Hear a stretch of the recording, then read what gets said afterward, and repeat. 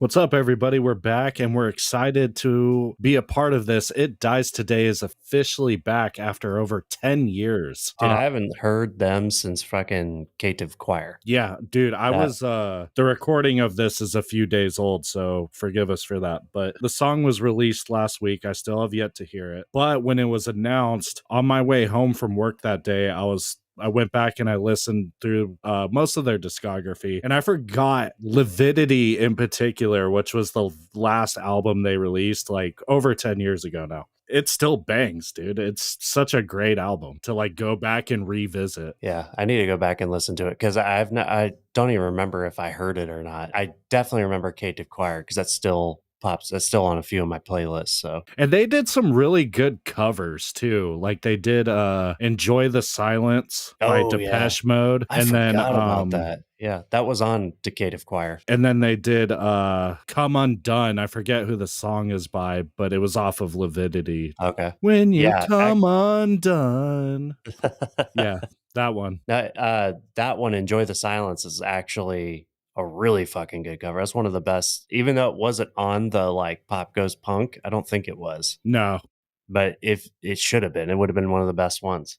Well, Depeche Mode doesn't really stick into the pop, the punk or pop. They did, by the end of Pop Goes Punk, they were just doing what the fuck ever, as long as it was a cover. I still think the best one though was "A Day to Remember" when they did the Kelly Clarkson cover. I still like that song. Since You've Been Gone. I think my favorite was getting a little off topic, but Volumes did a cover of "We're Going Home" by Drake. Oh, really? Yeah, it was really, really good. That was probably one of my favorites. Happier a cover? No, I don't think so. You're conflating it with what was that, Milli Vanilli or whatever? I don't know. Yeah, it reminds me of a song, but I could just never think of what the song it reminds me of. But okay. Anyways, we're doing It Dies Today. Blast from the Past. Fucking Xbox original is when I was listening to this. So let's fucking do it.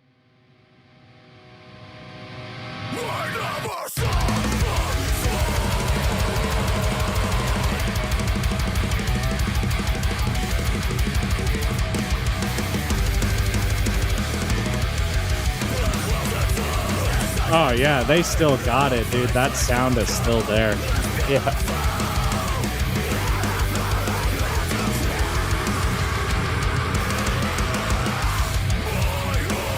Ooh.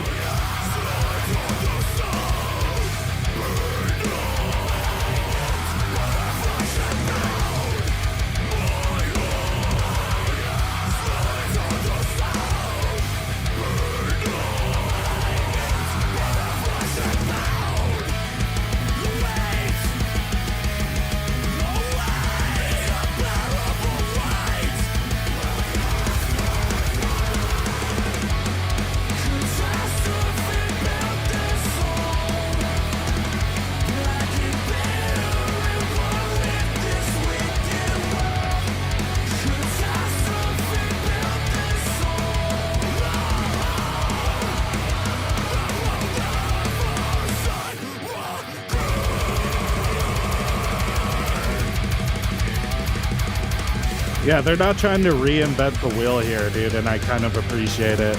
Yeah. Ooh.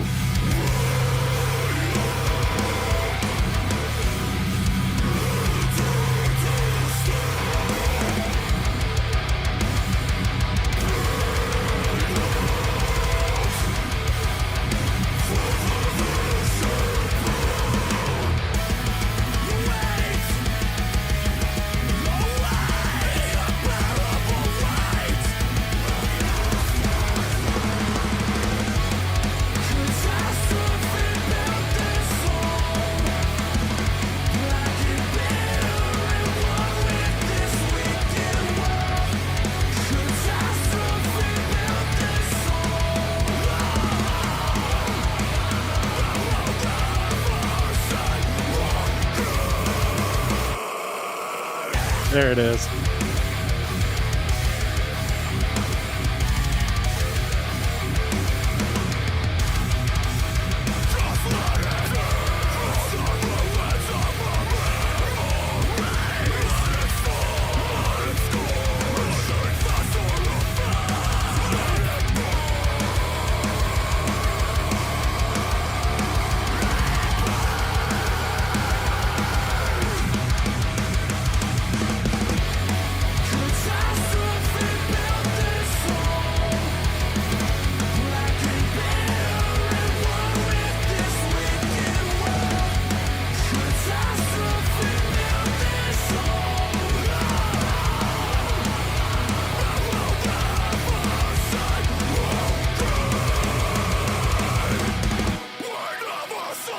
Maybe heavier? There we go.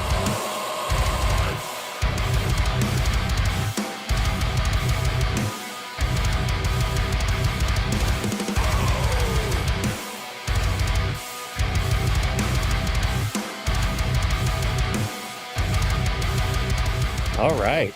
Dude, that was badass. Fucking I was reading through the lyrics too, and this is what I loved about bands from that time is that they just seemed to connect in a different way. A lot of what James Morgan from Cat's Claw was talking about when we did our interview with him was, like the realness of the lyrics. Like there's nuance to it. It's describing a real thing that you can really grasp.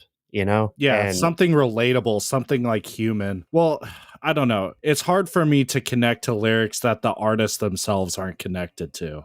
Does that make sense? Yeah. You know what I mean? So like, I think it's okay to talk like about abstract things or like use metaphors or whatever, but as long as it's like, I think painting kind of a real scenario. And I mean, you have like bands who don't take it too seriously anyways, and they're just talking about whatever. I don't know. I get so burnt out on like just like these, I don't know, demonic entities or monsters or whatever the fuck. And it's like, okay. I can do it a little bit, but like doing that all the time, not having it like be a relatable premise, it gets old. And I was reading the lyrics, they were down in the description while I was following along with the song. I don't remember off the top, but it was, basically catastrophe built this home. It was basically like your household that you're in, like something bad happening in it or just being a shitty place and you kind of walking through it and kind of the childhood that we had with things that it wasn't always bad. There were good times, there were bad times, but I remember when I officially like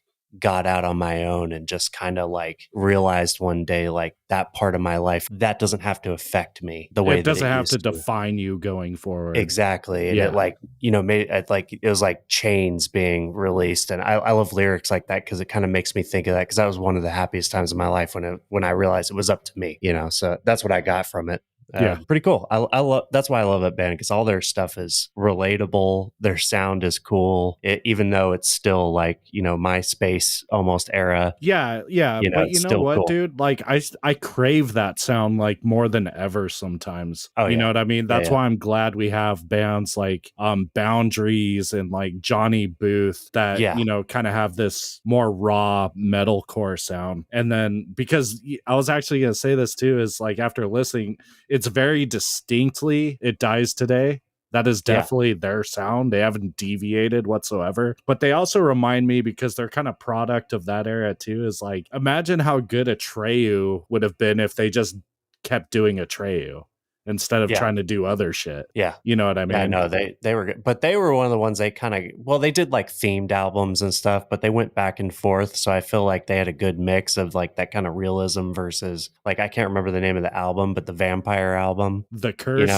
Yeah, The Curse. Yeah, that's one of the best metalcore albums of all time. Yeah, dude. Yeah, easily. Dude, that one was ridiculous. And I loved the theme of it. It was perfect for its time because that's like, the vampire shit was super trendy at that time. And like, it kind of matched what, we all were going through. So, but yeah, I do miss it. Dude, I miss old Kill Switch. That was the golden era, man. And, even the sound of that, I mean, it sounds like real amps. I don't know if they're playing real amps, but whatever they're using, it just sounds raw and good. So good job. So, and a couple things I liked about the video in particular. Well, for one, I totally could have made that video for them in DaVinci. I could have done that. You bragging.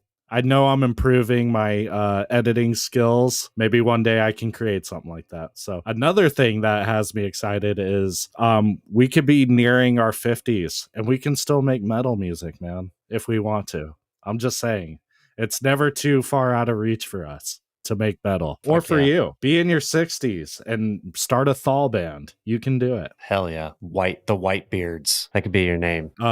That was fucking awesome, dude. I'm glad they're back, and I can't wait to see where they go from here. Because, like I said, I just crave that sound, and I'm happy it's coming back. So, shout out to It Dies Today. And beyond that, guys, if you like the video, like, subscribe. Thank you for watching, and we love you. We'll see you next time. Peace out.